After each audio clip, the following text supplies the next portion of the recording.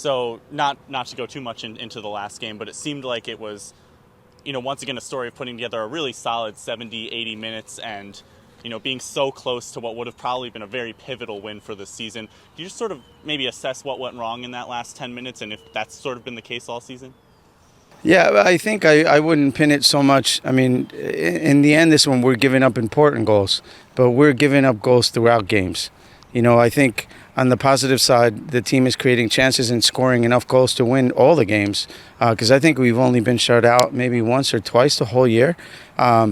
But we can't defend, and it starts with the forwards. It starts with the way we defend. This is what I mentioned to the team this week. It starts with the way we defend from the forwards all the way back. And it happens throughout the game. It just so happens that other teams have to take more chances at the end because they're usually losing against us. So they take their chances, and in the end they win. But I think we have to do a better job of defending from the first minute and from our forwards back. Yeah, and if you're ever, in that situation in halftime where you're leading by a goal or 2 goals, is there anything different you would do, like looking back to maybe try to prevent something like that from happening again? Well, I'll tell you one thing that we don't do is say to the team, hey, let's go back and just defend the 1-goal lead. Because that wouldn't work for us, but it also wouldn't work for really any team in the world to think that they're going to defend the lead for a full 45 minutes. That's difficult. So we always say, hey, look, let's play like it's 0-0. Let's try to get more goals, and we usually do. We just end up giving up more in the end.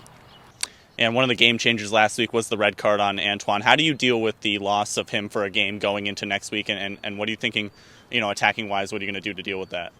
Yeah, it's unfortunate because we really had the game in control until that moment. And those things change games, But that happens sometimes. Players make mistakes, and you have to deal with them. We put ourselves in a 3-1 lead after that, so we really should have held on even with 10 players. Unfortunately, we didn't, and it's a really disappointing loss. Somebody's gonna have to step up for Antoine. Antoine has been a consistent player on the left side. I think he hasn't had the type of season that he thinks he can, and I think he's improving on that. He just scored a goal last week finally, so that's a good thing. But one thing he's been giving us is that work rate on that side, game after game, and obviously we'll miss that.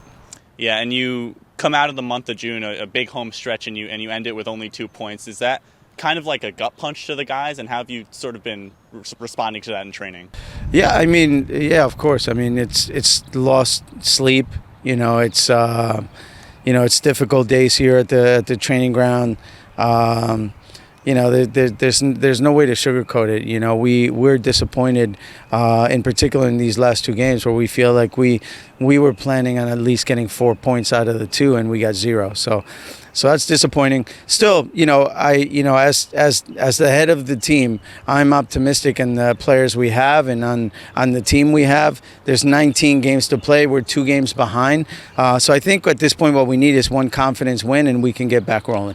And do you expect that to come in the next few weeks, or what do you think you're going to take out of the month of July where you're on the road much more? Listen, right now we can only focus on one game, and that's Indy, and we're going for the win there. Okay. What do you take away from that first matchup with Indy going into this one? Yeah, I think, in that first match, I think we let 2 points get away. It was a game that we had a man advantage for a while. We obviously scored a goal, took advantage of that, but missed a bunch of chances that could have put us up 2 or 3-0.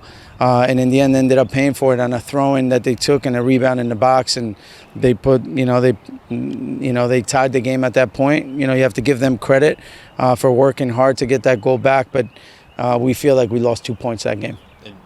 What are you looking to do differently in this one at home to some keys to winning this one? Well, I think, number one, what we'll be looking to do different and better every week from here on in is to defend better.